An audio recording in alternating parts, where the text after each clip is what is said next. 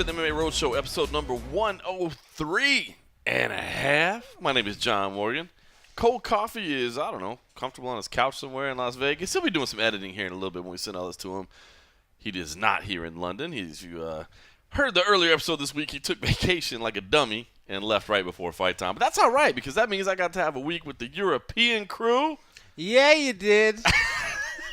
That is Abbey Subhan over there, videographer extraordinaire who threw down, taking the place of One Cold Coffee this week. Not just assisting, but just completely replaced him, and we might have to go with that arrangement moving forward. Yeah, you do. All right, Simon Head is with me as well, formerly of The Sun, currently the host of the Brit Pack, and it was nice to have Simon aboard as well, part of the MMA Junkie crew this week, man. It was a pleasure. It's been great fun, mate. It's been great fun. Love being part of the team, and we've had a fun week, haven't we? We have, man. It's been good. We just wrapped up. Well, it's been a few hours. We just wrapped up with the UFC Fight Night 107, Manuwa versus Anderson. We were at the O2 just down the road. We are nearing 6 a.m. this morning, and but that's how we do. We stay up late. We get our work done, and we partake of our favorite frosty beverages and other activities as I look across the table at one of our members. Are you picking that up? All of it. All right. Listen, UFC Fight Night 107 was tonight. It was a card that was pooped on pretty much, more or less, by everybody involved. It was a Fight Pass card. It was, hell, it even got crazy at the end. It went from 13 fights to 11 in the course of 24 hours with 2 scratches. It was definitely missing what we thought. Well, I don't say that we thought. I mean, it definitely felt like it was missing like that big main event or whatever. But I gotta say, guys, I mean, with everything in the books, and I don't want to, everybody, the cliche, oh, it's a card that nobody talks about that are amazing. Well, I mean, no, sometimes it is, sometimes not. You know what I mean? There were some fights that didn't exactly thrill me tonight, but I gotta say, at the end of the night, when the fights were over, I kind of thought, good night of fights. We walked away thinking that was actually quite a good fun night of fights. Right. You look down the fight card. There were actually only 4 finishes on that card. That's crazy. But all 4 of those finishes had a really big story behind them, and so much to talk about and unpack from this show. We had a couple of nondescript fights, but there are some big stories and big takeaways from this night. It was entertaining stuff, and for those people who paid their tickets and turned up at the O2, I think they'd have gone away pretty happy with what they saw. And they still did pretty good. I mean, they still did $15,000 north of a $2 million gate. That's not bad, but I mean, I think pretty much what we've been saying the whole week is true. I do think that the next time they come to London, they're going to have to make sure they got a main event lined up. I think people will probably, be a little wary of spending their money. Hell, we talked to some, close pals of ours, some European friends of ours that were here at the MMA Junkie Pad last night that said exactly what we had been thinking all along, that listen, man, they're going to have to bring it next time. But I agree with you. I mean, I think if you spent your money tonight, you probably thought, man, you know what? I had some fun. I definitely look when the main event was announced, I just completely blocked it out. I was just like, okay, right. As much as I like Jimi Manuwa, I was just like, okay, right. London's next month. That's what I'm covering. Done. But as we got closer to it, I started looking at the card. Simon Head was constantly prepping for the event and kept calling me, and then he kept mentioning matchups, and I was like, oh yeah, that's on the card. Oh yeah, that's on the card. And then when time came, I was just like, okay, I am actually excited for this card. It was, and I think it actually paid off a little bit tonight. I mean, let's just talk about the main event right away. Jimi Manuwa defeated Corey Anderson. First round knockout, just a little bit over 3 minutes. And guys, well, let's just get this out of the way first. I'm in last place in the MMA Junkie staff picks. And yeah, you are. And let me tell you about tonight. I went 0 for 4. 0 for 4. So not only was I already in last place, I haven't even seen the updated standings. I might not look at the updated standings. I don't think I want to know about the updated standings. Obviously, I didn't gain ground on anybody. But it's embarrassing. So I just want to get that out of the way because I'm not gonna lie, I'm feeling pretty embarrassed. You've never been there before, though, right? Oh, I've never been in the cellar. This is the first time I've ever been in the cellar. First time ever. So I need something to change it up. You got some bad mojo going right now. For real. All right, let's talk about the main event. I had Corey Anderson. Going into the fight, we talked about it. We did our staff picks. We discussed it here on the podcast. My thinking was, okay, Jimi Manuwa, one-dimensional. I'm sorry. That was my thought. One-dimensional. Hell of a striker. Good fighter. Not a great fighter. Maybe that's what we know about Corey Anderson now, too, that at this point in time in his career, he's a good fighter, not a great fighter. Because what I thought to myself is that, listen, man, Corey Anderson is going to be able to deal with the striking of Jimi Manuwa. He's going to, make this thing ugly. I really thought it was going to be kind of an ugly main event. You know what I mean? A lot of wall install, a lot of clinching, a couple little takedowns here and there. Maybe Corey gets tagged a little bit here and there, but he rights the ship and comes at him. And that was not it at all. Man, Jimi Manuwa stuffed every takedown, looked comfortable. Just the way he walked into the cage, man, the way he came in tonight, he's always got a little bit of a swagger about him, a little bit of air about him. But, I mean, the way he came in tonight just looked relaxed from the second he walked in, soaking it all in, man, enjoying it from the crowd. And then once he got in there, man, I mean, it made Corey's takedown attempts look like he was an amateur. And then, of course, the just, big left hand, which really, I mean, didn't look incredibly powerful, but just goes to show you how much strength he has. Turned things over, caught it right on the button. Impressed, man. Jimi Manuwa, I don't want to say it's one of his best performances ever, but I don't know, man. I thought it looked pretty good against a guy that I have a lot of respect for in Corey Anderson. That left hook is his honey punch. He's put so many people away down the years with that. Obviously now he's fighting at a much, much higher level than most of those KOs that he's made with that left hook. But he's now done it in back-to-back shows. He did it with OSP. That was a left hook knockout. This was a left hook knockout. This was much more spectacular because it was a one-hitter quitter. Against OSP, he rocked him first and then put him away with the second. This one, it only needed one. And I'll tell you what, man, maybe I should have learned my lesson in the OSP fight, but I kind of, in the OSP fight, thought that he was losing that fight, and then the OSP just got tired, and that's what changed everything. And I just chalked it up to, it looked like Vince was just done. And then Jimmy caught him. Yeah, I think I kind of looked at it differently, and unlike you, I picked Manuwa to win by knockout inside 2 rounds. Right, thanks, man. So, but I'm not on your picks list, so you're quite fortunate in that regard. Okay. But one more person on top of me. Yeah, he is. But the OSP fight, I actually took quite a bit of positivity from that in terms of Jimi Manuwa's potential performance tonight. I thought he showed vastly improved takedown defense. We know he's been working on that extensively up there at All Stars, which is a underrated gym, I think. It's one of the top gyms in Europe for sure. And he's got some good training partners like there in Alex Gustafsson, Ilir Latifi, and he's been working his game very well. His striking has always been there, but that seems to be tightening up as well. He's been guilty physically looks good. I mean, he's always looked good, but physically, I felt like he looks bigger. He's cutting. He looked bigger. He had. I talked to John Gooden, and this is the first first time pretty much that Jimmy's had to really cut any weight. Interesting. He did strike me as a lot thicker and stronger this week. He's been on the cusp of 205, but this time he's needed to cut a little bit of weight. He was a bigger guy in there, but his striking just gets that little bit sharper. Mm-hmm. I'm thinking of his early UFC career. A lot of the time he was overloading and throwing shots, and people were shooting underneath because he throws his hooks very flat. Yeah, they're very perpendicular to the floor, and they're quite easy. If you can time them, you can get under and shoot. And we saw it in a few fights. Now the execution of that, the bat speed, it seems to be that much faster and sharper. He's not it doesn't look like he's winding up as much. Mm-hmm. He's still throwing with plenty of heat. And that left hook that hit Corey Anderson landed flush on the temple, and that was it. Game over. Man, the way Corey fell, that was like a video game. You know what I mean? It looked like the UFC 2, where like the default, where they just kind of spin a little bit or whatever. Yeah.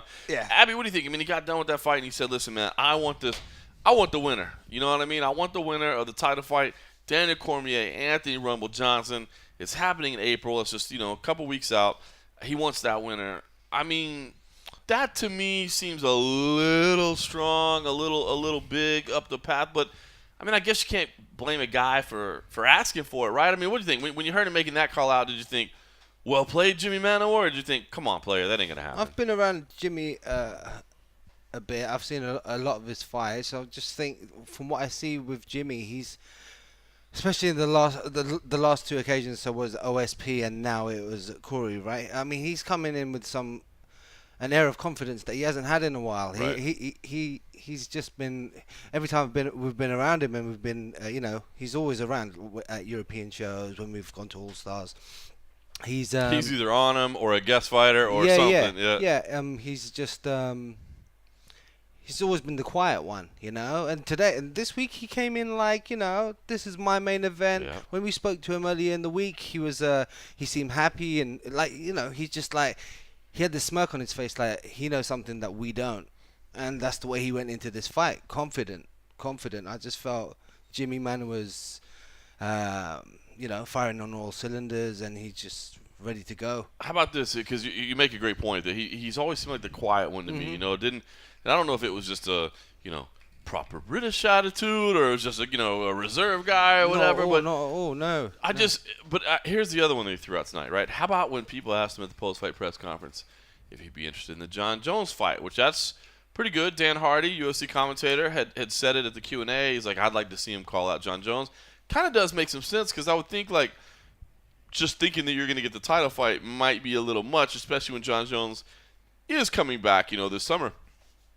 But it was pressed for him at the press conference, and he did ultimately admit later, I mean, I'll take the fight if they give it to me. But he said, I don't want that fight. He's tainted. He took steroids. I respected him as a fighter, and now, like, he's put, doubt on everything that he's done. That, to me, like... That's pretty strong, right? It was the first... Dude, to me, that was, like, the strongest thing I've ever heard Jimi Manuwa say. For real. It took to me that it was, like, completely out of character. So what do you think? I mean, is this a maturation of Jimi Manuwa saying, like, I gotta speak up, This is me thinking that he believes in himself, and he's confident, and he can say what he wants. That's the kind of confidence I got from him at the press conference. And probably means he's stuck fighting John Jones next now. Yeah, I mean, him saying that he didn't want to fight John Jones, but he would, and the way he kind of dismissed fighting, or, a possibility of fighting Jones was like, yeah, he's going to get John Jones next. What did you take, Simon, of his call out David Haye as well? Like, I could see it. If they're going to make Conor and Mayweather, I can see that event having MMA fighters versus boxers. No way. They're not going to pay anybody.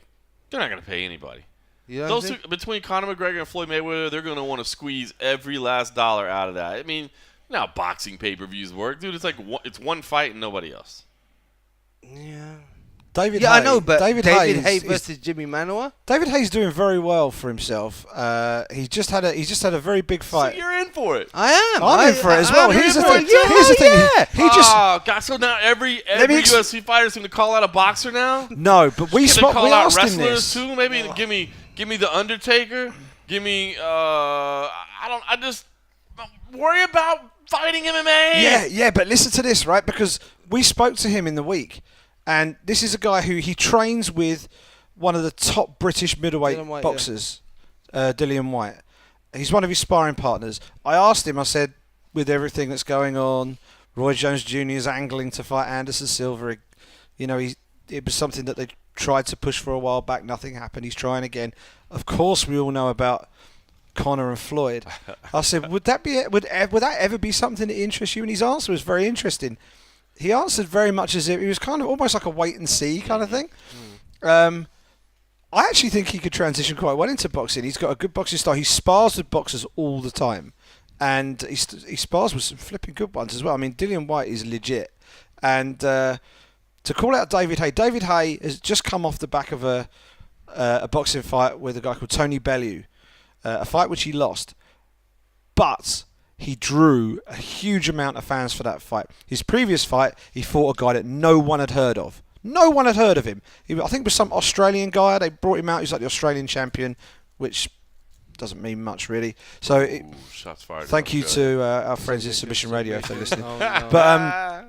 But yeah, and they brought this guy over, and he filled the O2 arena. Wow. There was barely anyone on the undercard, and he filled the O2. Jimi Manuwa versus David Haye would sell out the O2. Yeah. Trust me. Yep. Trust me. That's And what I mean. Like John, you were like, hell no, no way. But maybe it's a thing that, like, it's a British thing probably. Well, this is a boxing country. I know boxing is struggling in other parts of the world. This is the one country in the world where boxing is thriving.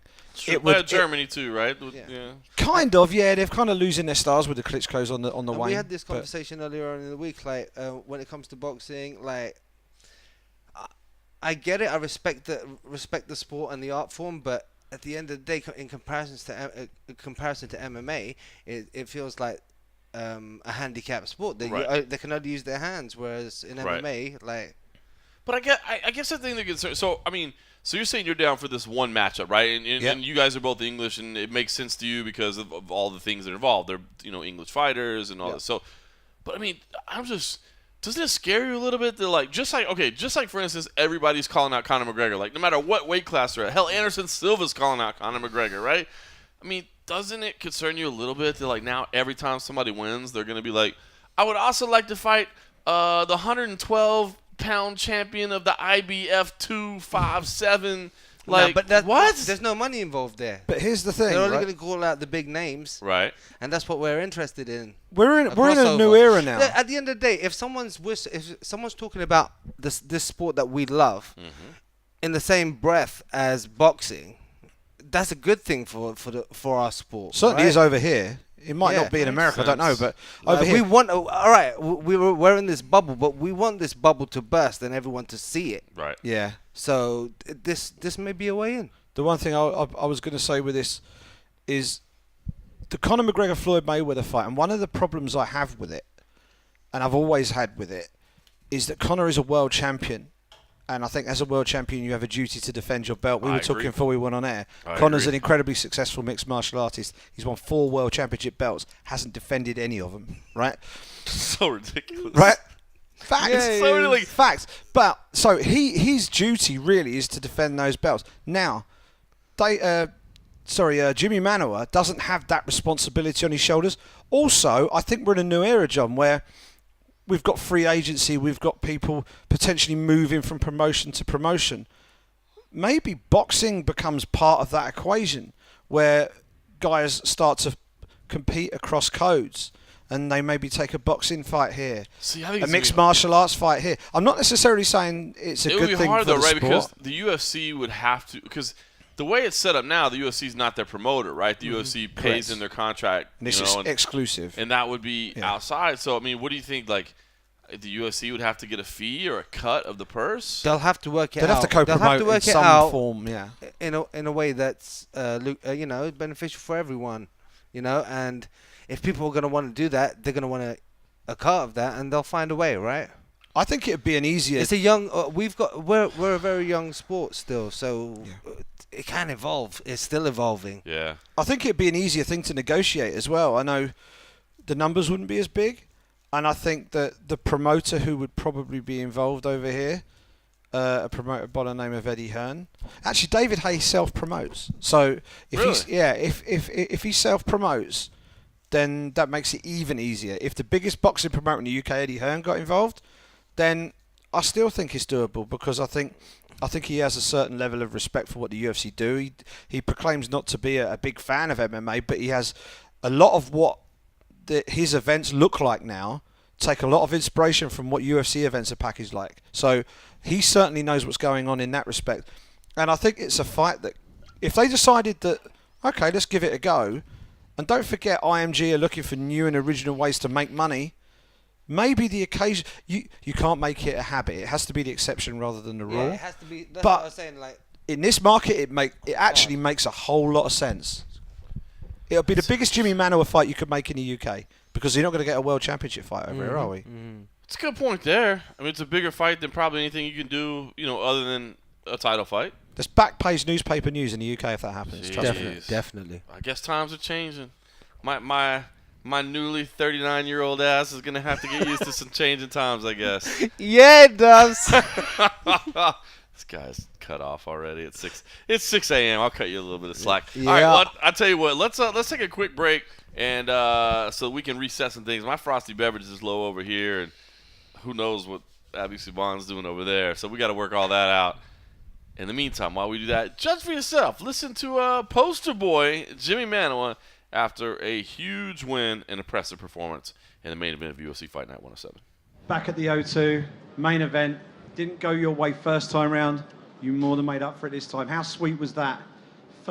First round, clean knockout. Even you looked like you sort of pulled a face as you walked away. So it was like, that was a good one.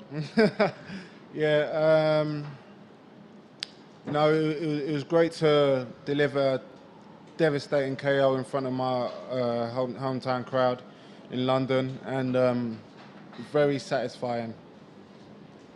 Talk to us about the call out of, first of all, of the world title and also of David Haye, because that's going to get you a lot of headlines in the next few days, I'm sure. Where is your mind at right now? If you were offered both those fights on a plate right now, which one are you taking? I'll probably go for the UFC title fight, the winner out of DC and Rumble, but at the same time, why not have a fight with David Haye, two of the hardest hitters in London and everything, and I think that fight makes sense. How satisfying is it to know that you've now pretty much bridged the gap from the pack to the contenders now? You're in that elite group at the very top of that light heavyweight division. Listen, I think I've always thought I was in the elite group, but it was just a matter of getting the great performances put together, and I've done that twice in a row now. So, it's time now. It's time now. I believe my next fight will be for the title, and I can't wait. I've trained so hard over the years, and especially after my last fight, I went straight back into training camp, and I haven't really had any rest since my last fight. So it was great to finally get a clean knockout.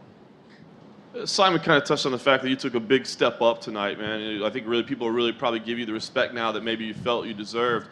I just want to ask you how you felt tonight, the whole experience, because it seemed like from the moment you kind of were walking in, you were extremely comfortable, soaking it all in, taking a little extra moment. How did this whole experience feel, and did it feel different than the last time you were in this headlining slot? It didn't really feel that much different, but being in front of my home crowd, I knew I had to soak it in and use the crowd as energy as well. And I'm not gonna, like I said back before, I'm not gonna feel that too many times in my career, fighting in front of my home crowd and getting a knockout as well. So I soaked it all in and everything. But at the same time, I knew that I was the better elite fighter than him tonight.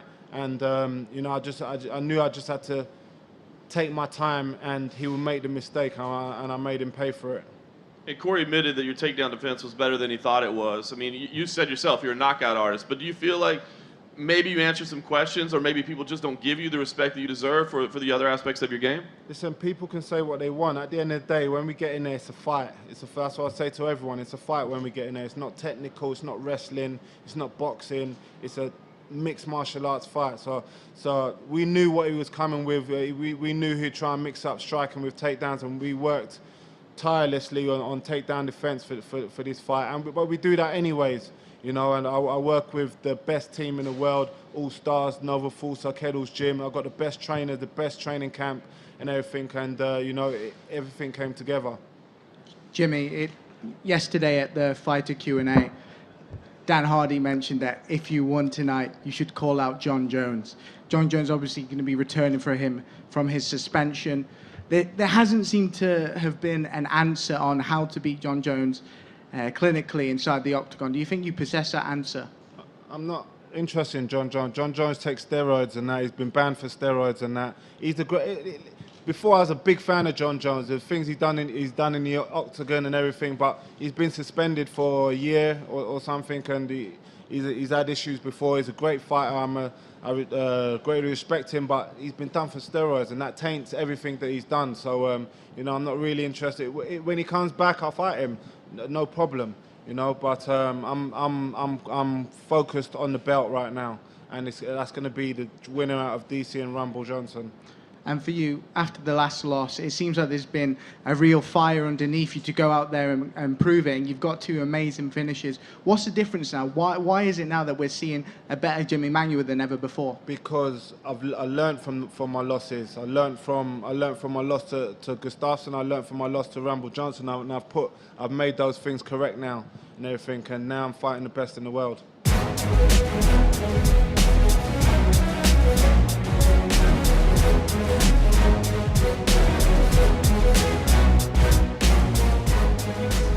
Welcome back to the MMA Roadshow. Jimi Manuwa, the victorious Jimi Manuwa, setting up a boxing fight with David Haye. It's done.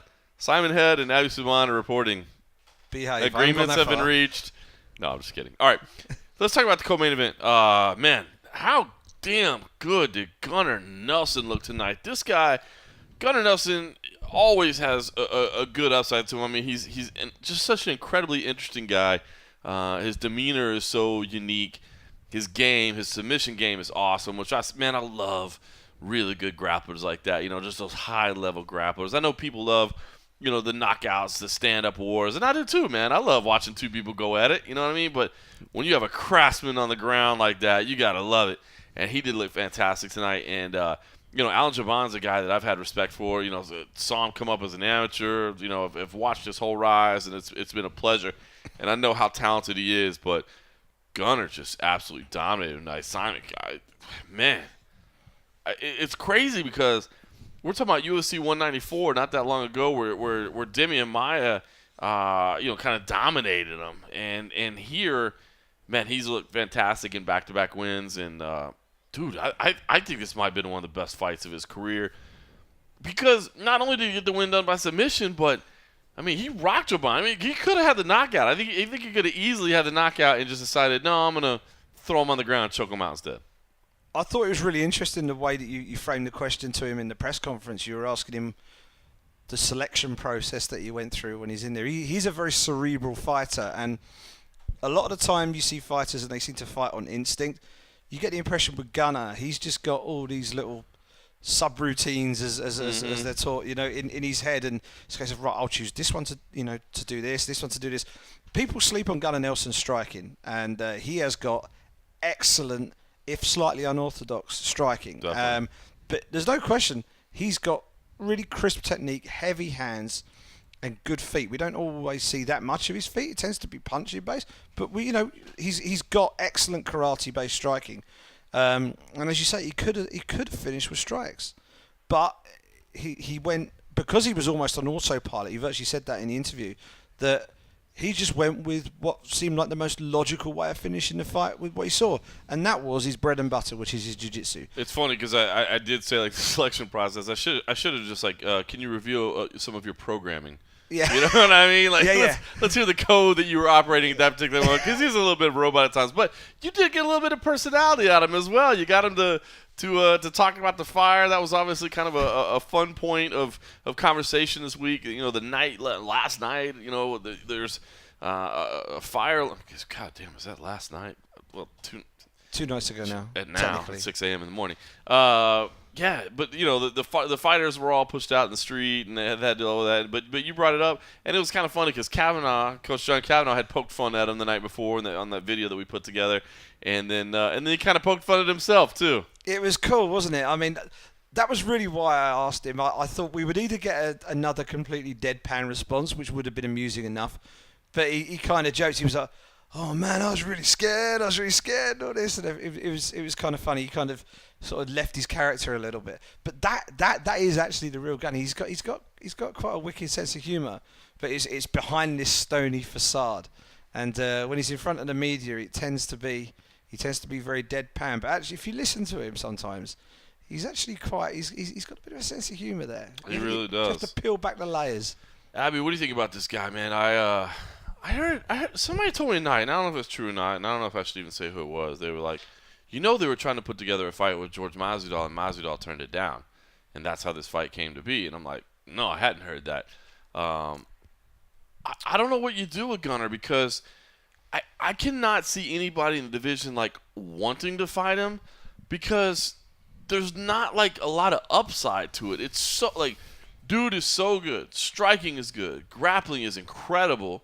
but doesn't have necessarily the ranking or the respect I think that maybe he deserves. And so, man, I'm struggling to find something that just leaps out at me that makes me think that's the fight, because I don't know what other fighters are going to look at and say that's a fight that makes sense to me. Right. I didn't see the fight. I looked up every now and then, and I see him he was dominating, and then I saw his hand being raised. But it came across. It came across like a typical Gunnar Nelson fight where there's like the guy was overwhelmed and suffocated, but it was Alan Jouban he was fighting. It's a big step up. I don't know when it comes to Gunnar, the way I look at Gunnar is like he's a very dangerous grappler. He's awesome in the sense that he can control the fight. He'll dictate the pace and everything. But and I thought he was on a rise until he ran into Damian Maia, and then everyone was just like, maybe he's not on that level. Yeah. I think everybody kind of wrote him off after that one. Because before that he was just like, he's got the Conor rub, he's Fedor-esque and stuff like that. But nah, I still think we haven't seen the best from him. He said, man, he's evolving a little bit, and I guess we should probably clarify for you to say you didn't see the whole fight. Yeah. Sometimes when you're working in the back, it wasn't like you were just chilling. But sometimes when you're working I was just chilling in the back. No. Yeah, you were. So ridiculous. You know what's funny? By the way, I'm not always the greatest at picking up European accents, but he does have like a complete Irish accent now, right? He's got an Irish twang to it. I mean, of course, he speaks English. He spends a lot of time in Ireland or He's whatever. got that slow plodding Conor pace as well. There's something there, right? Yeah. I was hearing him talk tonight, and I'm like, he sounds totally Irish. Yeah. All right. Yeah. All right. Well, listen. No, he's a dangerous fighter. I'm struggling to find the matchup that I think really makes sense for him right now. I'm not sure. We'll have to turn it over to young Mike Bond. He likes to put on Sean Shelby's shoes. Yeah, he'd do it. He likes to Sean Shelby's shoes and put those kind of matchups together. I'm not exactly sure. Magny. You like Magny? I like Magny. I think Magny makes sense. He's ranked above him. I think stylistically it might offer something. I know they tried to do the Dong Hyun Kim fight in Belfast, and that fight didn't come to fruition. Maybe they revisit that again. But if you're looking to give him a push, I think Magny is a logical pick. Makes some sense. And Magny is a guy. I know Magny wants the biggest fights possible, but he's also the kind of guy that's like, I'll fight anybody. Another person that had a problem, that had trouble with the grappler. He ran into Damian Maia and his momentum stopped. Right? Sounds like a common thread here. You just run into Damian Maia and shit changes for you. Yep. All right. Well, listen. Fantastic performance. Alan Jouban, man, he was so gutted. Again, like I said, seen him since he was an amateur. He walked by press row and he was frustrated. He kind of caught eye contact with me or whatever, and he's like, "I'm better than that. It's tough to see guys just run into a rough night. Not to say like, oh well, he just didn't perform. No, I mean he did, dude. He just ran into a tough guy, but obviously very frustrated. And I think it's funny because Jouban, like, you kind of think of him as a young guy, but he's not a young guy. Yeah. He got kind of a late start in his career, so it's not like he's got all the time in the world. And like, well, he's got years to develop. He doesn't. So it'll be interesting to see kind of where he goes from here. But this was just tough night against a stud.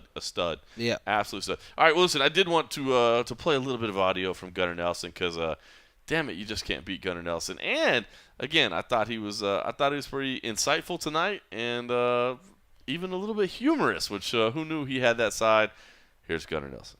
Gunnar, congratulations on your win this evening. Might have been one of the best performances of your career. Just got to ask, how do you feel after putting on a display like that? Feels great, man. The fight went well, went my way, obviously, and it was a good first round as well. Just getting a feel for it, and I'm actually enjoying spending a little bit more time in the octagon than maybe some of my previous fights. I feel like I learned more. The finish that you had was spectacular. When you land the right hand, the kick lands. It looked like the knockout was there for the taking. What's going through your mind at that point? Obviously, we think of you as a gifted submission artist, but it looked like you could finish it. Instead, you basically pull him to the ground and finish him there. What's the thought process and the selection process as that's unfolding?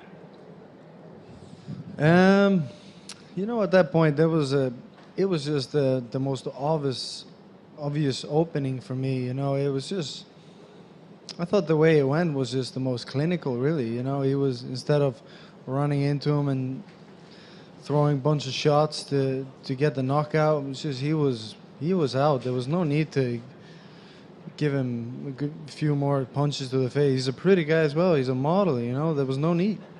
There's no need. Very fair of you there. And I guess, what would you like to see next? Because very talented, people not always talking about you with some of the, the top names in the division, but certainly I think you provide problems for anybody in the division. So, kind of what do you see next for yourself? I know that you work with some people that are pretty good at asking for what they want. What do you feel like you want and need next? What I'm looking at now is just get 2 more fights this year. Obviously, try to get some good opponents, some top-ranked opponents, preferably. Well, right now, my mind is just looking to get home, go home to my son, get back to the gym. As I said, like that time spent in the octagon, there's a lot of things that I can learn from there. There's a good few moments there, and just that time you spend there, the feel for being in there, in the energy. I feel like I learn a lot from that, you know, and I felt different this time in the cage that I felt in a long time or ever. You know, it's changing a little bit for me, and it's better. You know, it's better than it used to be. Gunnar, how important was the loss to Rick's story in terms of your development as a mixed martial artist? That fight, it looked to me at least as if when you lost that fight, it was a case of running out of time to actually find the finish. And since then, we've seen a much more ruthless Gunnar Nelson. Is that something that you've paid particular attention to, and to push the pace a little bit more, and maybe be a bit more prepared to really commit to the strikes when the opportunities arise? Yeah, that's a good example of where I go into a bit of an autopilot mode and just don't really think, and then I watch the fight and I'm thinking, what the hell was I doing? You know what I mean? Like, not that taking anything from Rick's story. He's an amazing fighter, great fighter, very tough. But yeah, I did learn a lot from that fight, and yeah, maybe you know, when it comes to just like changing the pace a little bit of the fight, changing your, you know, you might even do the same moves, the exact same moves, but just do them differently. Do them from in a different pace, different timing. You know, just watch your opponent a little bit and stalk him. You know. And on a light note, we had a little bit of an incident last night at the Fighter Hotel. Everybody was evacuated with the fire alarm. We spoke to your coach, John Kavanagh, and there's a bit of humour around how you might have reacted to such an incident. Tell us how it was for you and what your reaction was at the time. I was just screaming, scared, you know. It's crazy.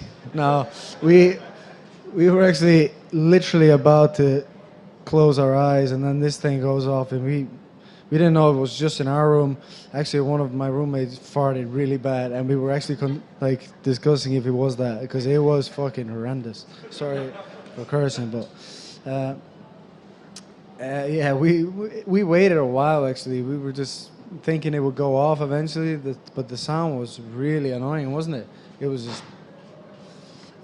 Finally, I was just wearing my underwear, about to go to sleep, and I kind of peek out, and I see like a couple of gentlemen there, as lost as I was, just kind of looking around, seeing what people were doing, and then eventually we smelled a little burn, and we decided that was maybe a good idea to get the hell out of there. Yeah, here. So you said after you caught him, you didn't want to hurt him anymore with the punches, but did it went through your mind that it would be better to have a submission than to have a knockout for your record, for example? No, to be honest, I was just joking with the model thing and all that, but I didn't go through my mind. It didn't go through my mind that I didn't want to hurt him, or it just kind of, it just kind of happened that way. I punched him. I could see he was out, and I just felt like this was the finish that was there. You know, maybe it's just not as much in me to go and swing my arms and try to really, you know, hurt him. I guess you could say that, but just there was no need. As I said, just grab him and, you know, put my hands around his neck and finish the job. You know, it was just clean. So Gunnar Nelson, victorious in just absolutely incredible fashion. Again, I mean, you know, it's going to live on his record as a second-round submission win via guillotine choke, but you should always put that little asterisk next to it in your mind and know that that right hand came in, that high kick came in. I was worried for a second because, you know, Subhan was kind of bent over a little bit, and I was afraid that maybe his, you know, his hands were on the ground, or he was, you know, like putting himself up like that when that kick came in because he was kind of falling over. And I was like, oh, no, don't be like an illegal kick. But, man, fantastic work there. All right, big fight. Third way down the card, Marlon Vera picked up a third-round knockout win of Brad Pickett. And it was Brad Pickett's final fight. It was, man, it was emotional in there. I'm not going to lie, dude. Like, I was, like, wiping away a tear as he stepped in the cage. Dude, you know, he got the full kind of main event walkout, you know, the lights down, you know, you're starting out in the parking lot, walking all the way in or whatever.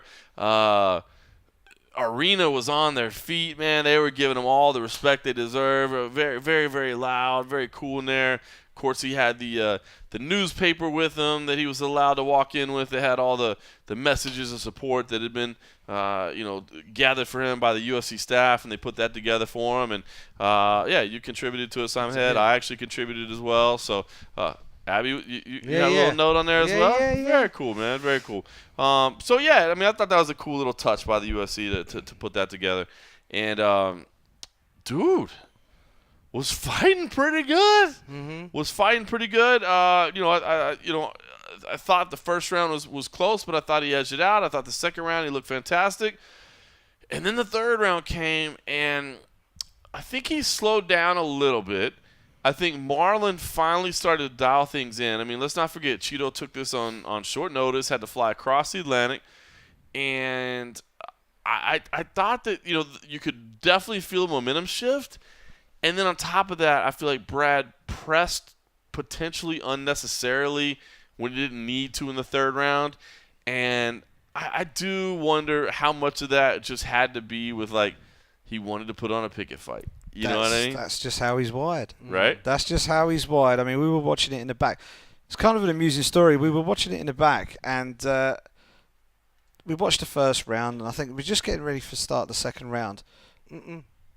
Was it the second round? No, it was it just the first round? It was just like let me. Oh, get, no. Oh, go on. Let me get this before because I want Simon to finish off on Brad Pickett because Simon's quite good at articulating how he feels about Brad. Being long-winded. And Yeah. Because I got a little edit to do. I just got a note from Kenny, so I just want to jump on that, and I know. Oh, look at that. Cold coffee. Yeah. Hitting us up at 6 o'clock in the morning, asking you to do some work. Yeah.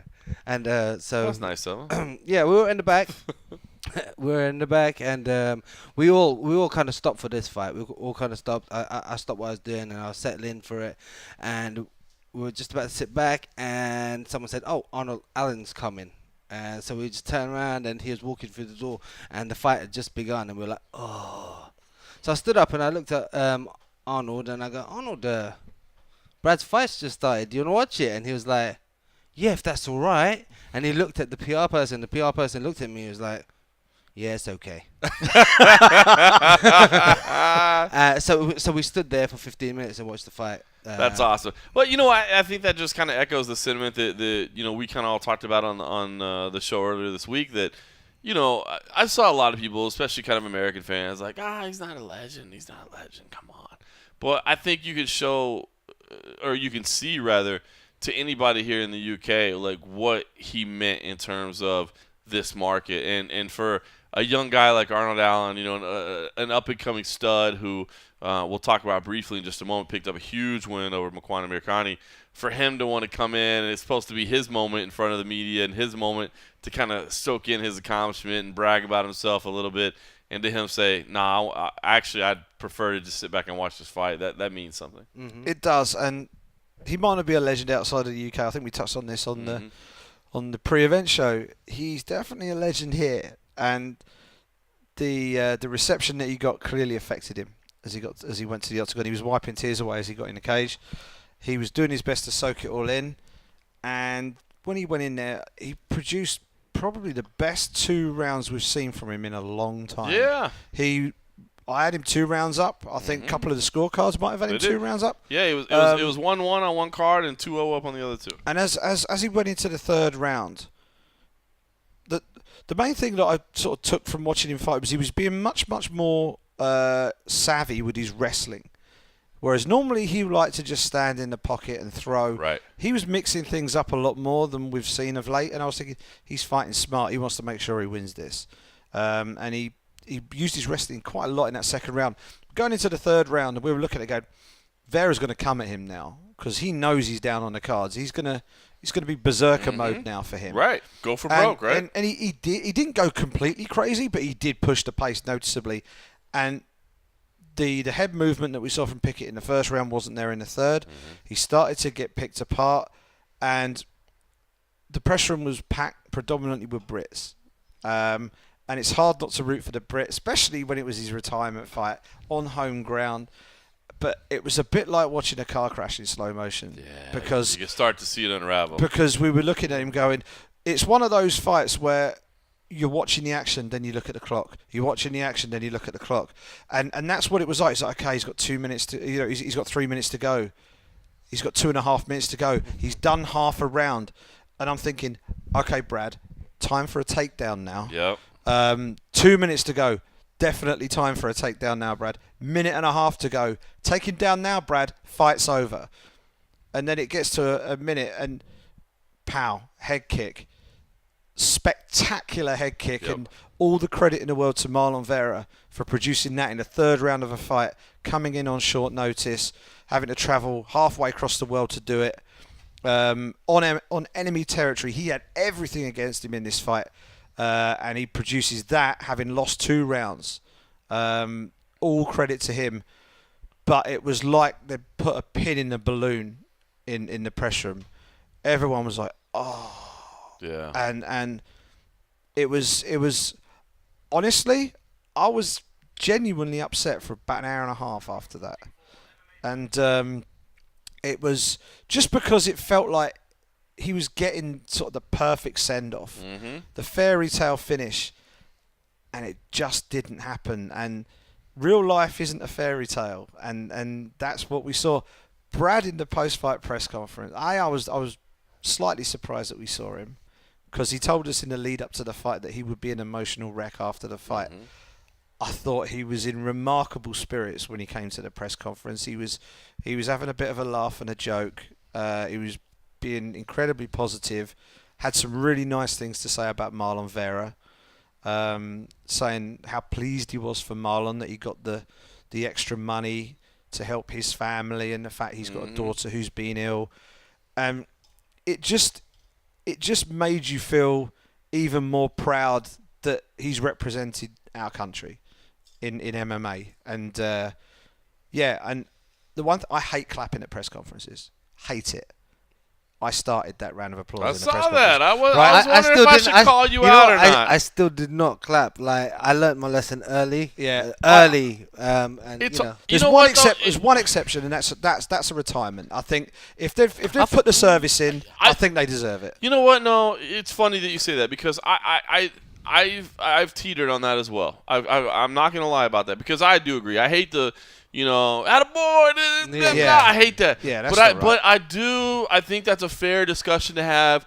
Like, and I saw these started. It was kind of funny because I was like, wow, I'm kind of surprised Simon did that, because I've been in the room for retirements, but there's been moments where, like, I feel like I want to. You know what I mean? Like, yeah. But I stop myself. But I wonder if I'm like, okay, listen, I feel pretty confident about my morals and the way I handle myself and all that. So if I feel an urge to clap, it just as a sign of respect, you know what I mean? Like, let me give you one last thank you.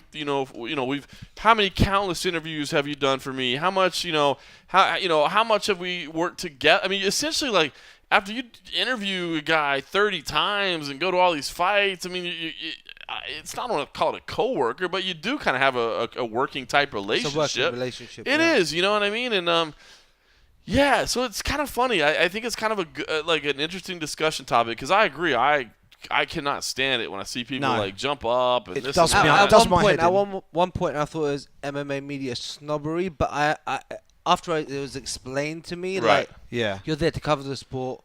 You're not there to celebrate with them. Right. You're there to cover the sport. Like as I started to work more in the industry, I understood it. I started to understand it. But there's been occasions where I just want to clap, or you get goosebumps. But it's unique because you've grown up. You're trained to be a videographer. You're not trained to be a journalist. You know what I mean? And you've been kind of learning that kind of stuff. So it is. But I do feel like as a guy's final send off, if he's walking out of the room for the last time, you'll probably see him again, but not in that type of fashion. It's kind of an interesting discussion. I can give you a comparison because I was very fortunate. I was the only Brit in Englewood when Michael Bisping won the world title. It just sounds funny. Sounds like an album title, doesn't it? Englishman in Englewood. Yeah, it's Englewood, not that. Englewood, isn't it? But yeah, I was the only Brit there when Michael Bisping became the first British fighter to win a UFC world title. Yeah. Didn't clap at press conference. You don't Right. do that. Exactly. Right? Now, the reason why I did it, and I think the overriding thing, everything you said is spot on. Everything that he's given to the sport, everything he's given to us, the respect we've got for him, to think that the last interaction that I, as a reporter, with him as an active fighter, or us as a group of journalists with him as an active fighter, is for him to walk off a stage to complete silence, did not seem right to me. And I'm sure some people will disagree with me. Slap thighs. No, But that's you wrong. don't cheerlead from press row. You don't cheerlead in a press conference. You're there to do a job. But at that point, Brad Pickett's job had finished. It's a good point. What if we made it a point to, like, in situations like that, we had, like, some kind of agreement where we just all got up from our seats and went and shook his hand? Yeah. Everybody makes a move. No clapping, so it's fair. It's obvious that we're not being fans. Yeah. Shook his hand. But we set some kind of precedent where the tradition is on those types of nights, everybody sets their computer down, their camera down, their recorder down. They get up and they walk. Because it is. Like, it seems weird to just let the guy walk off like you're just the next. Because he would have just got off the stage and out the door. You're the Because you're right. No, though. Saying it like that is true. Like, that would be weird. You know what I mean? Like, just to walk out to silence. But I, struggle. Like, you started clapping and everybody started clapping, as deservedly so. And I was like. You know what I mean? See, even I didn't sort of give it. I was sort of clapping sort of with my hands down like that. Yeah. And Yeah, you were. yeah. But it was. You're a big fan of the hands down clap, I heard.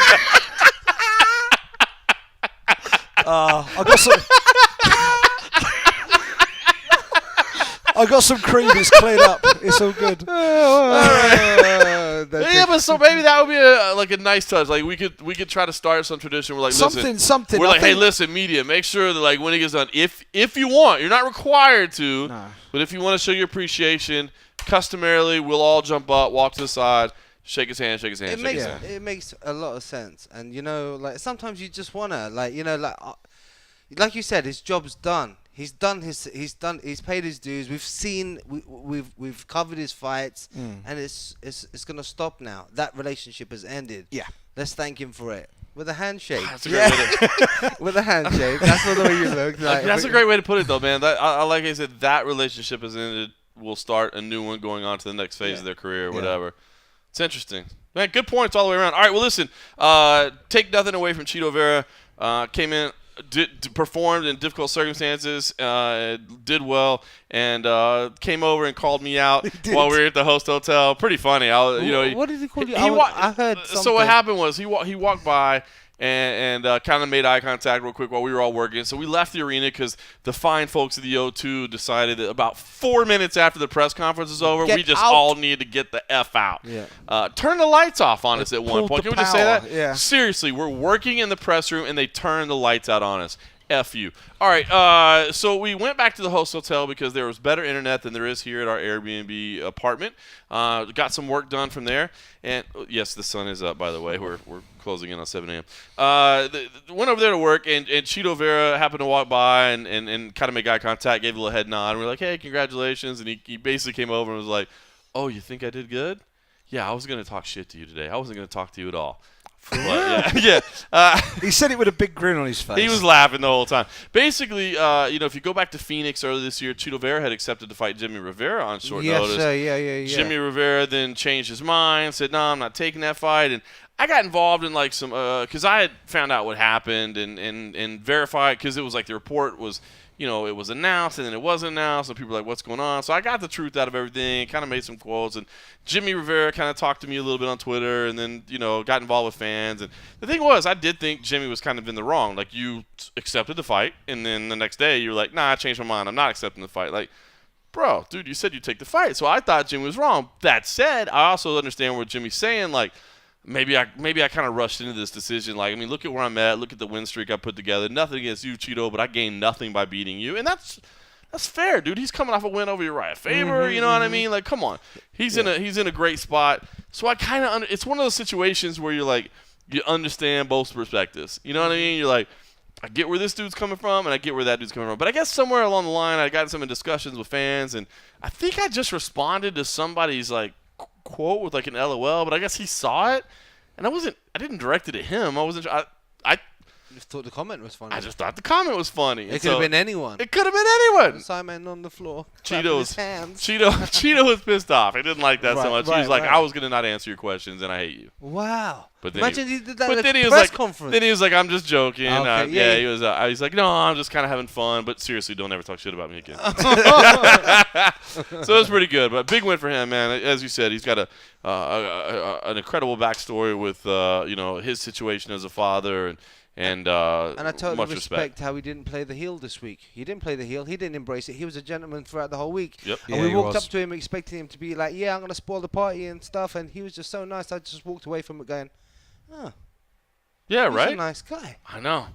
Here's the guy. It's so crazy to be like, yes, I want to come in here and beat this legend, but he is a legend, and I respect the hell out of him. And, man, just props all the way around. He did a great thing. So, all right, well, listen, can't let Brad Pickett walk away for the final time without hearing a few minutes of what he had to say before Simon had fucked it up by clapping.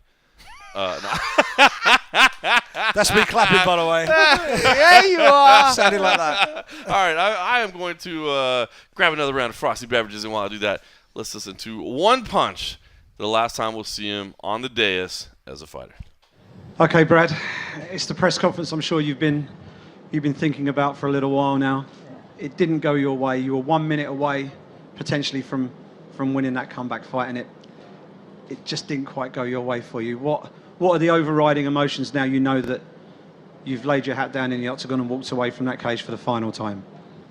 It just shows, basically, I made the right decision before going into this fight. I was winning the fight for 14 minutes, and then I got a head kick where, to be honest, the younger me would have chewed that up and just carried on going, but, so it's definitely the right decision. Obviously, it's not the fairy tale ending that myself and probably everybody else had wanted. I think everyone in there was rooting for me to win, apart from Marlon and his corner, So, but I'm happy for him, He gets to feed his kids, and yeah.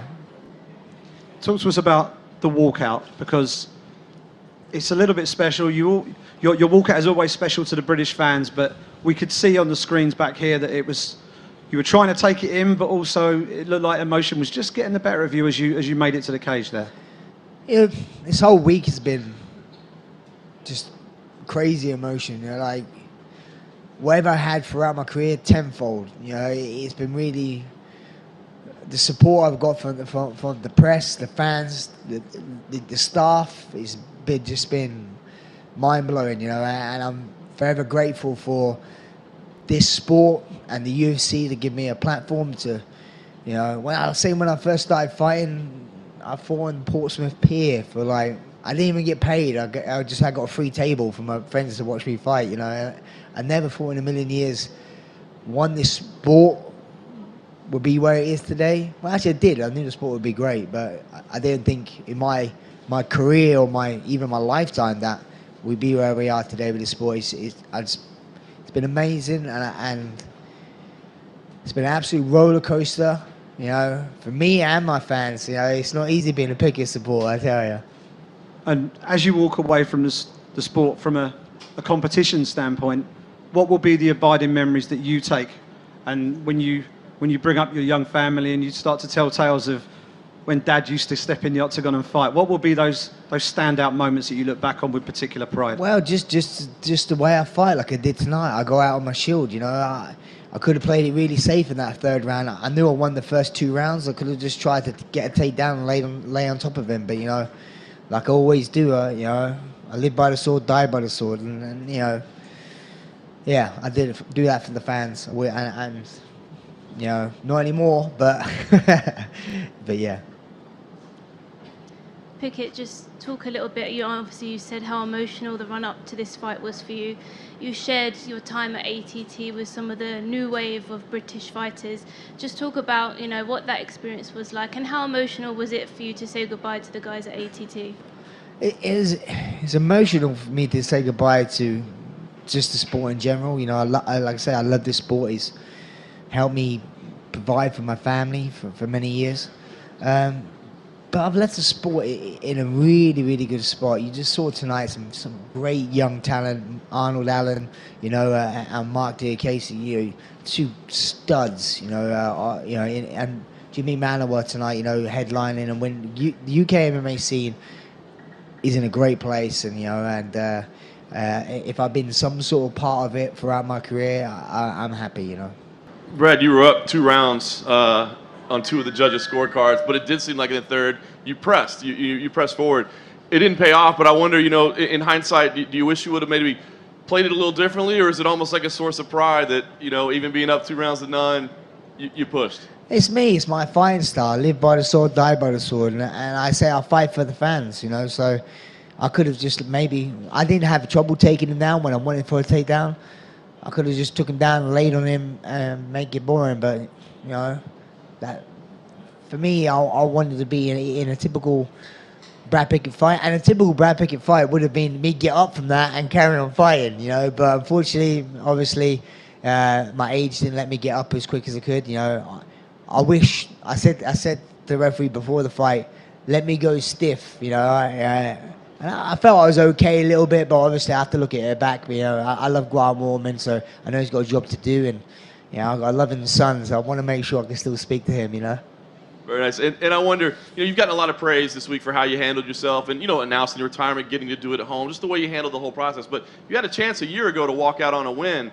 I wonder, is there any lesson you take out of that? I mean, is there a difference at the end of the day whether you walk out on a win or a loss? I think the outcome of tonight didn't really matter. You know, I made my decision before. It would have been a great fairy tale ending for me to walk out on a win, but you can tell that this is real life. It's not fairy tales, you know. So you have to be really smart when you're going in, you know. I think last year when I fought and I always say I wasn't in the sport just to make up numbers. And back then, if I'd have lost, I would have retired. But you saw the relief in my face when I won. I'm like, holy crap! I can stay in the sport now and like, you know, like stay on this roller coaster. But tonight, like I say, win, lose, draw, whatever, I was content. I was ready. I'm done. I made my mind up, and I was really comfortable with my decision, you know. So unfortunately, it didn't go my way tonight. But you know, every cloud has a silver lining. I'm too nice, I think. You know, I was thinking, I'm happy for him, you know, because I know he's got a daughter, wasn't very well, and stuff like that. So at least he gets a bit more money to feed his daughter. I'm just too nice thinking of other people, but you know, I'm happy for him.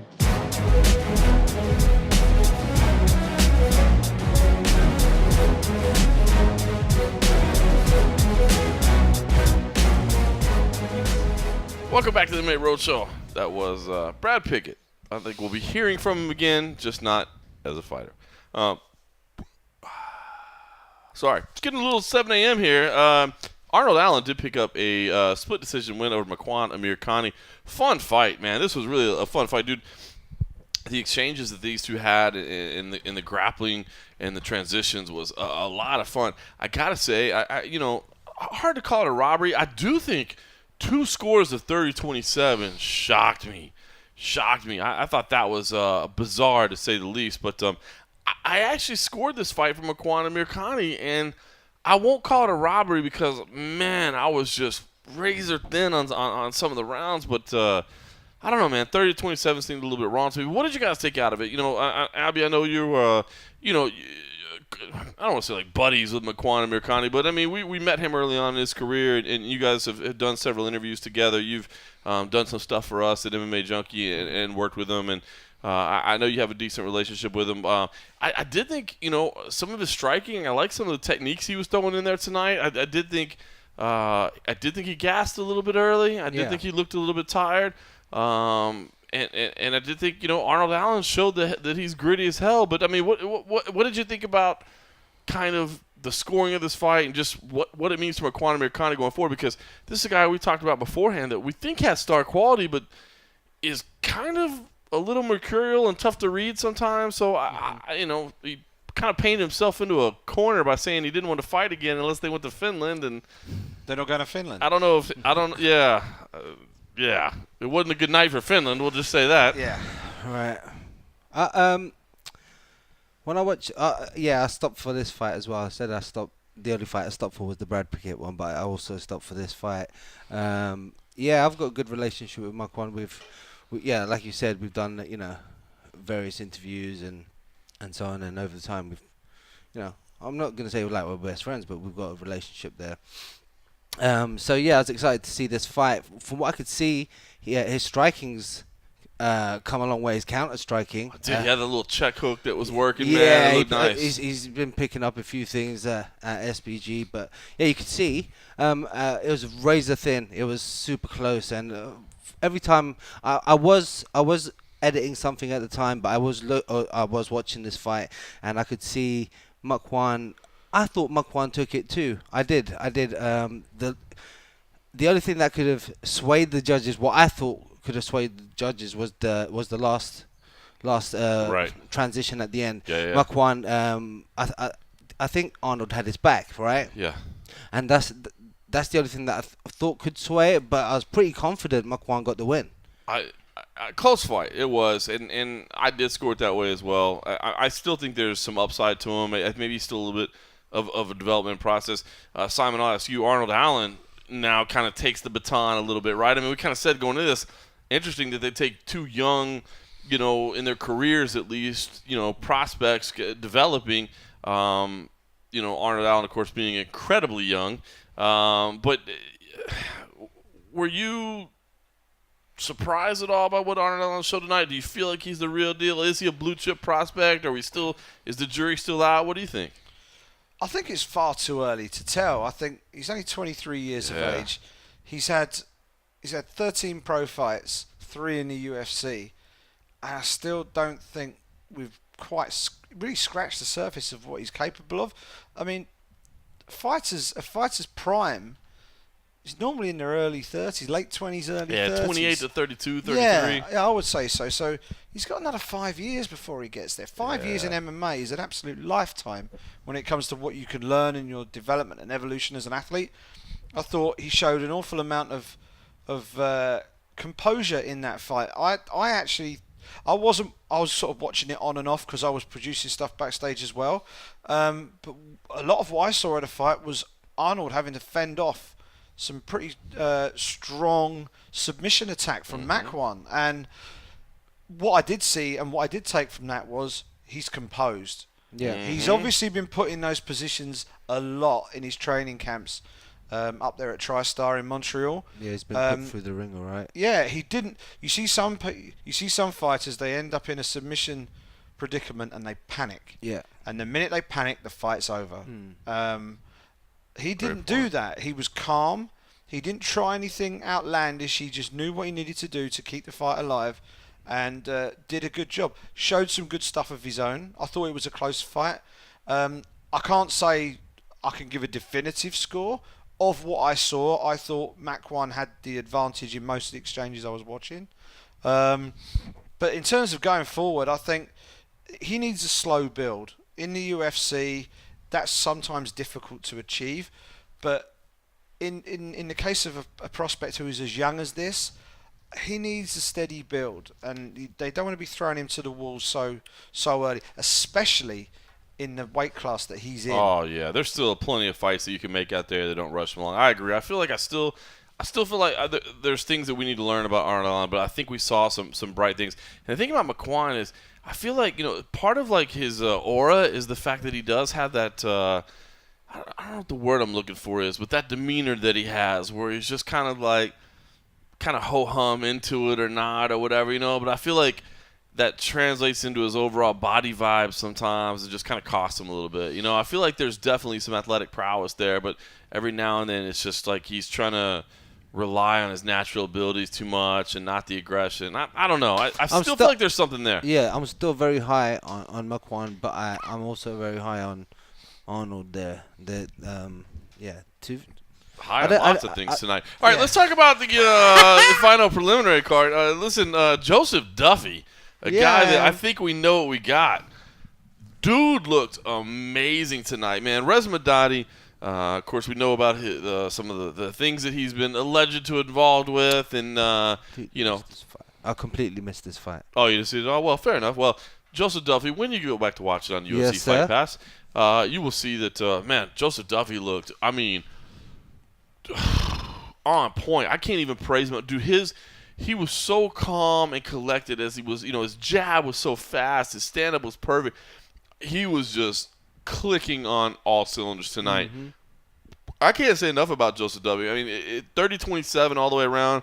Could have made a case for a couple of 10-8s in there. I will say this, Reza Madadi, at one point during the fight, is literally like taking two hands and wiping blood off of his face. It is so pouring down, and he's literally taking both hands and wiping it off so he can continue fighting. I'm like, beast, dude. I love Reza for what he brings to the table.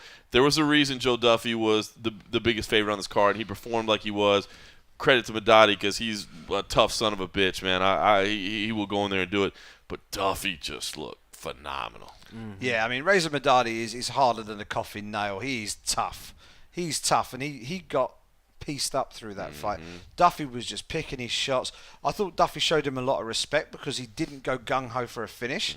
You were watching the fight in the third round and thought, there's a finish there if you want it, Joe. But I think he was... Maybe the contract situation was something that might have been weighing on his mind. Don't take too many unnecessary risks. He won the fight by decision, clearly by decision, and he looked great. It was a striking masterclass. He looked superb. It was. Masterclass, as I said. Masterclass. Hashtag masterclass. Hashtag masterclass. And if he doesn't get signed up and hooked up by the UFC with a decent enough contract, I think it would be a travesty. Honestly, I think it'd be a waste. I gotta think he'll get a decent offer. We'll see. They've obviously shown a penchant as of late. They're not going to overpay. They'll try to pay, but man, he looks so good. Just his presence of range and his presence of, like you said, patient, picking his shots, but staying in the pocket. Not one of those things where he's standing out of range. No, he's in range, but he just knows exactly how far he has to lean back. It's the finer points of boxing that we don't always see in mixed martial artists, but of course he did that boxing career, and you could see it. He doesn't flinch or blink when punches come his way. He's used to seeing it. He just dodges them, creates the angles. It was very much a boxing performance tonight, and I'm just surprised they didn't call it David. Yeah, his punching technique is so crisp. He's so crisp. But one thing I would mention with regard to the contract negotiations, and it's something that probably hasn't been spoken about that much. Ireland has a superstar on their hands in Conor McGregor. He ain't ever fighting in Ireland again for the UFC. Let's be honest here. Good point. That's not happening. I like where we're going with this. Who's the next guy? I like where we're going with that. The next guy is Joe Duffy. Joe Duffy will sell out. What is it? Is it still the 3 Arena? 3 Arena. Well, is it still the 3 Arena? It is the 3 Arena at the moment. Yeah, and it was 0-2 for a while. Then 3. It was originally called the Point. It was originally called the Point. The 1 Point, and then it was the 0-2, and then the 3 Arena. Let's see what we've done there. The 4-leaf clover next. The 5 and dime. 6-piece. The lucky 7. I don't know. I ate that list. I ate it. But he was, of course, originally scheduled to headline at the 3 Arena just about 18 months or so ago against Dustin Poirier. Suffered that flash knockout in sparring. I think it was probably his last sparring session before fight week, and it ruled him off the card. If they were looking to go back to Ireland again and put a card on, they need somebody who's going to pull in that local fan base, because the Irish really support their own. There is nobody better on the UFC roster right now than Joe Duffy. Added to that, he's a damn good lightweight, and he's good to watch. You know, he might have won by decision, but that was a fun fight to watch. And to watch a craftsman at work like that, you can go away and say, I watched a really, really superb elite level athlete, just showing his stuff. Man. It's funny because, we talked about it earlier in the week, but he shied away so much from being the guy that beat Conor McGregor. Even though Dana wanted him because he was the guy that beat Conor McGregor. He doesn't want to be that guy. But now they're back in the same weight class. That guy's the UFC champ in your division. Dan mentioning it in commentary. Did he really? He said, I'd still love to see Joe Duffy fight Conor McGregor one day. Right? Oh, man. That fight is 1,000,001 miles away, my friend. That fight is not happening. Maybe Duffy can take on Triple G or something, and then they'll figure something out. All right. Francis Barbosa picked up a win over Darren Stewart. It was funny because this was obvious a grudge match, man. We saw the way they interacted with each other, the weigh-ins. Just didn't really pan out that way. The fight was a little bit lackluster. It was a little bit disappointing. And this was really the only slow part of the show. I mean, the thing started off with a bang. It was this 2 little fight stretch here. Then Timothy Johnson beating Daniel Omelenchuk by split decision. Timothy Johnson, nice a guy as you'll ever meet, tough as they come. Fantastic mustache. I mean, dude, you just can't beat it. But yeah, I will say this little stretch of the show was where you're like, all right, guys, we need something to get back. But on a card that a lot of people were pooping on, it wasn't too bad. Leon Edwards did pick up a unanimous decision win over Vicente Luque. We were all hyped about this fight coming in, man. 2 young prospects. And take nothing away from Leon Edwards. Hard-fought fight. I mean, he proved some things, with some of his grappling techniques and some of his transitions and some of his reversals and his strike. I honestly thought he would have been fine if he'd have just kept the fight standing. I thought he was doing well there. Yeah. He proved a lot of things. Just this fight just didn't quite pan out to be as exciting as I thought it would be. I think what Leon was doing, he knew this was a dangerous fight, and he told us backstage in the scrums that he was very, very aware of Luque's punch power. He'd won his last 2 fights going into this by clean knockout. And he didn't want to take unnecessary risks. He wanted to make sure he got the win. And the other thing that he wanted to do was show people that he wasn't a one-trick pony, and that he's got the full arsenal of tools in his toolkit, And we talked about it before. He's British trained, and he's proven to the world that British fighters can actually be well-rounded. And he even said in the press conference, he wants fighters who come in against him to not have this game plan that thinks, he's English, we'll take him down, he can't wrestle.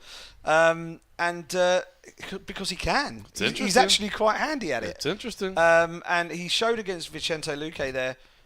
I totally agree with you. I thought he was having the better of the stand-up exchanges, but he was mixing things up. Just when it looked like Luque was going to start throwing some stuff, he'd change it up, hit the takedown, and it was just, I thought it was almost Edwards showcasing everything in his toolkit. He was like, I'm more than just a striker. I could take you down. It was, and I guess I can respect it a lot. I thought he was having a lot of success when he would back up, and the crowd was booing, so it was obvious. I know he was getting the feedback that he, crowd wasn't loving it. Before Joe Duffy came in and put on, like you said, a striking masterclass, I thought this was fantastic. You kind of back up, get a range, dig to the body. I mean, creating angles. I thought he looked good on the feet. So I don't know. I can respect, I guess, what he wanted to do. I guess I had higher hopes for this fight, but I don't want to take anything away from Leon Edwards because this dude is putting together a nice little run now. Here's a guy that Abbey could be.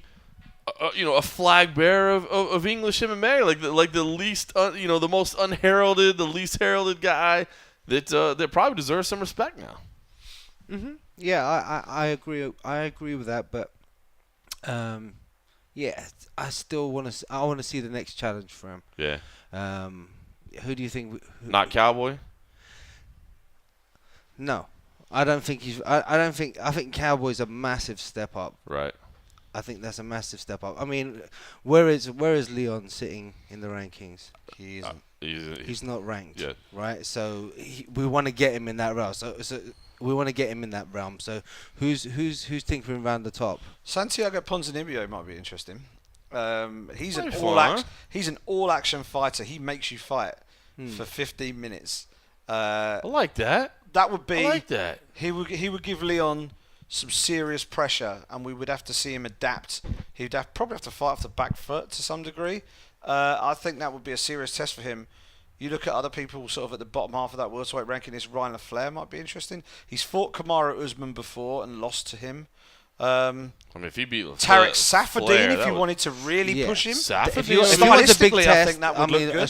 A solid, respected welterweight. So welterweight. Tarek Safadine. Tarek Safadine would be dope. All right. Well, speaking of all action fighters, Mark Diakiese, this dude. I mean, he's been hyped, right? I mean, it's not like we're breaking news like, hey, man, you might want to watch this kid. He's hyped. I mean, everybody's loving this guy, right?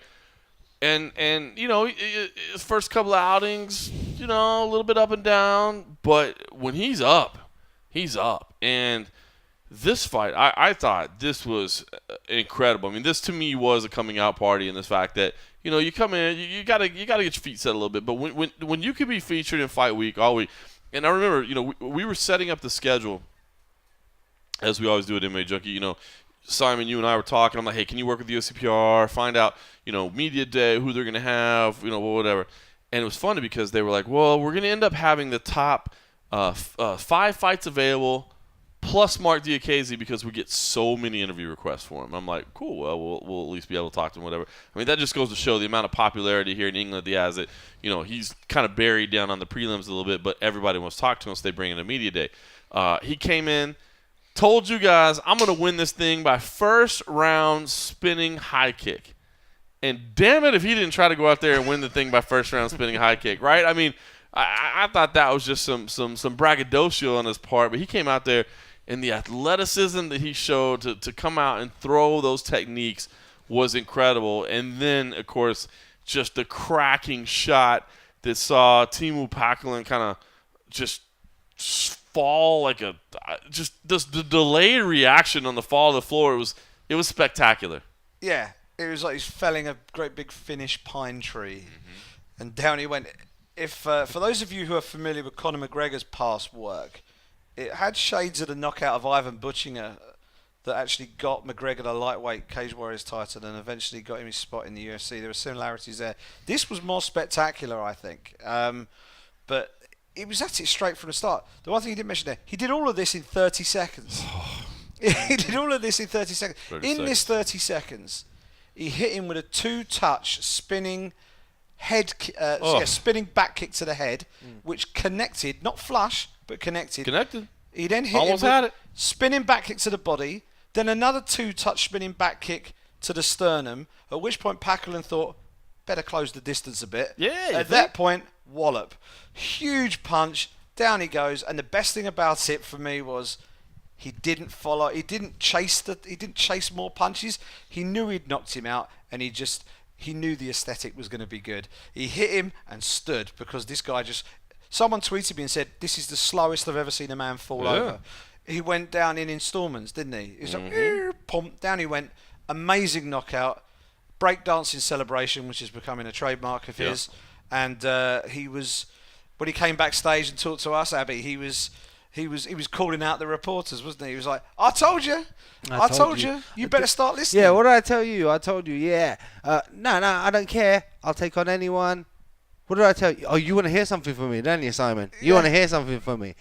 He's awesome. I love it, man. 24 years old, and he's embracing the media like that. And, you know, saying, you know, interesting. You know, he said he wants spots on the European cards. Yeah. Not, I guess maybe the patient move, not trying to rush over to Vegas yet, you know, get rushed. Yeah. I think he's smart. He said that he feels comfortable fighting.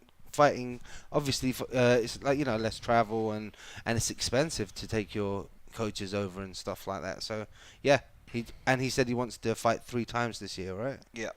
All right, well, Simon, I don't want to steal your thunder, but we talked about it off But air, you're and gonna. you made a suggestion. And I will let you roll that out now for his next fight because he said, I want to fight in Sweden, and if you're a Swedish that wants in here and you want to say you're a prospect, you better get through me. And you to that you answer, Mr. David Tamer. I love it. And then I said, you better bring your underwear because I'm going to. David Tamer versus Mark Diakiese has just got fireworks from the minute the pair of them arrive at the fighter hotel. The stare downs, because Diakiese got a little bit testy in the stare downs as well, slapping Packalen's hand away when he offered it. Well, Timu's such a big trash talker, and obviously always was trying to intimidate you. You know those dirty looks he gives you, like when he smiles, caresses his mustache and smiles at you and says, "Hello, good day, sir. Thank you again for taking this matchup." And make heart and signs. makes heart signs. It's obvious. Peace. We know that's trash. Oh man, that's so offensive. Him and David Tamer it's just guaranteed fireworks from the minute. No handshakes there, bro. Sign me up. I love that, man. I love it. And it's funny because I know, like, for instance, Francis Ngannou and Derek Lewis is a fight that people want to see at heavyweight, and I at least have been of the mentality like, listen, man, don't put two people on the rise together.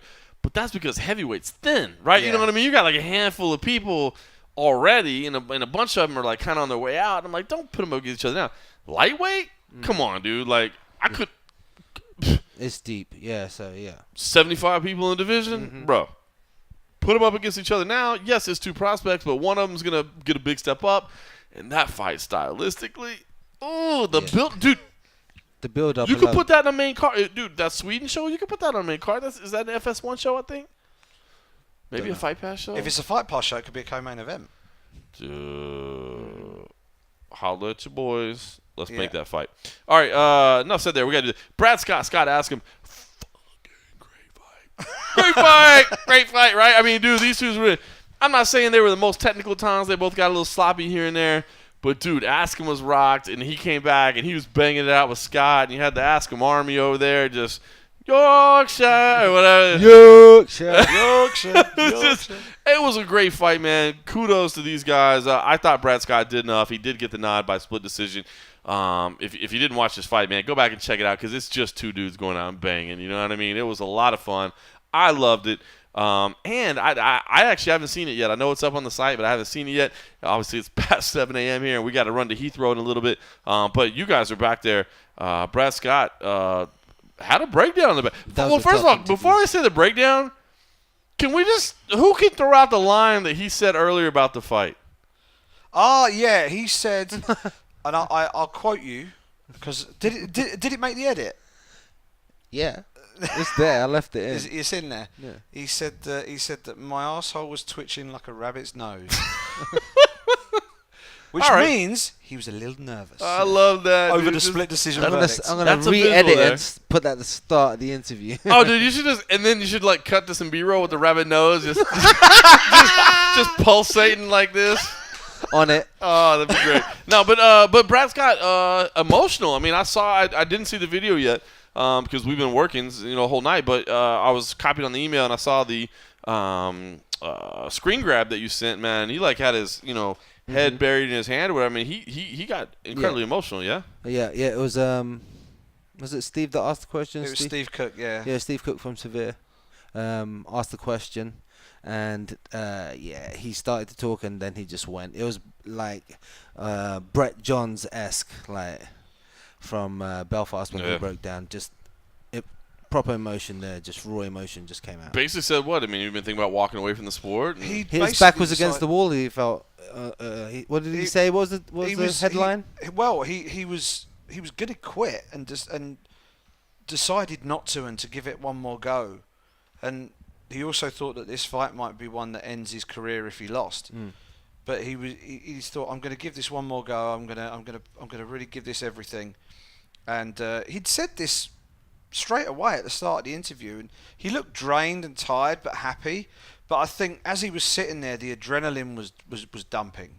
The adrenaline was beginning to sort of fall away, and the enormity of what he'd achieved was beginning to set in, and the emotion was beginning to take over. And at that point, when Steve asked him, I think because Steve probably sensed that there might be something coming, and he asked him about how he was feeling about it, and he just said how emotional he was, and then the next thing he's got his head in his hands, and he was just saying how much it meant to him to be able to do it, to actually come back and win. I think he's only fought once a year for the last 3 years. Yeah, he's struggled to get things going. Yeah. So he's suffered a lot, and he said he's got a suspected rotator cuff injury now as a result of that fight. So he was going to have to go and get an MRI. So fingers crossed that if he is injured, he's not on the shelf for a year again, because it sounds like he's had a tough few years. And he deserves a little bit of good fortune, I think. No doubt. The night opened up with Lena Landsberg picking up a unanimous decision win over Lucy Pudilova. I'm not gonna lie, I had the fight scored to draw. I had it 10-9, 10-9 Landsberg in the first 2 rounds, 10-8 Pudilova in the third. Man, and I know some people had Landsberg losing, and I don't have a problem with that because I thought the first round, I believe it was the first round where I had it incredibly close, where I kind of struggled to pick a winner. Credit to Landsberg for saying, like, hey, she's the winner. And I don't know if the way I took that is not necessarily saying on the judges' scorecards, just saying, like, emotionally, mentally, whatever. But, man, Pudilova, it was crazy. After the opening round, she literally, like, her knees buckled as she was walking back to the corner. I don't think she was actually wobbled. I think she was just so exhausted that she kind of, like, buckled a little bit. And it was kind of funny because I tweeted out that she is not sturdy. And the departing James Elliott tweeted me back, and he was like, that definitely needs to be a part of the lexicon of MMA. Not sturdy. But she wobbled a little bit. But, man, dude, did she show tremendous heart. Man, when Landsberg shot in, was pushing up against the cage in the clinch in the third round, and she just unleashed those elbows.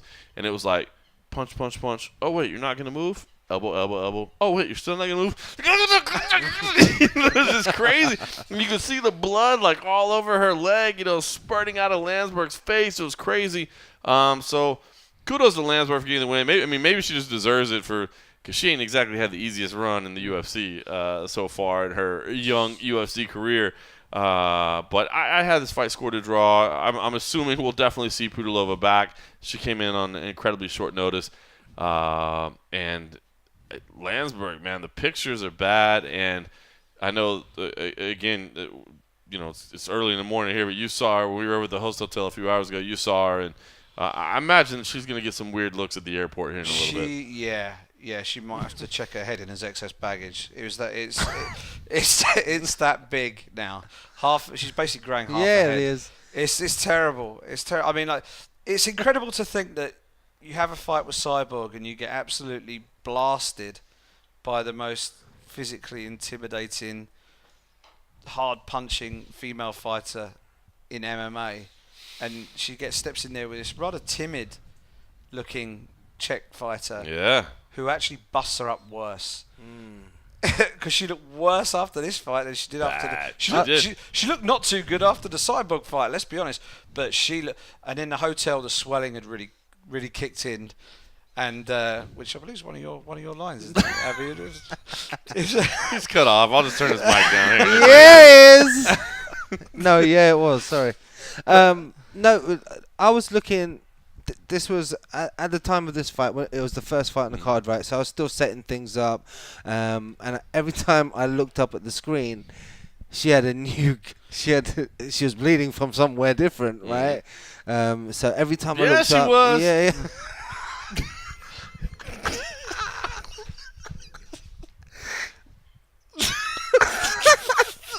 Yeah. No, go on. All right, well, listen, it's getting late. Yeah. We're early, one of the two, and we need to pack up and head. I've got to fly home. Tell them before we go. Tell them how many hours of sleep we're running on, J-Mo. Like for the week? Yeah. Like 7? I don't know. We have not slept much this week. I am ready to get home and get some sleep. Yeah. I'm praying that we do that. But hey, Team Europe did it big. Abbey Subhan, you crushed it this week. Thank you, my brother. Simon Head helped us out this week. Hopefully, He'll be helping us out in future weeks as well. Stay tuned for that. In the meantime, we got to go catch a cab here pretty soon. We're actually getting Fiasco Jones, taking him out to the airport as well. Shamuga! Well done. God bless. Love this team. Thanks for listening.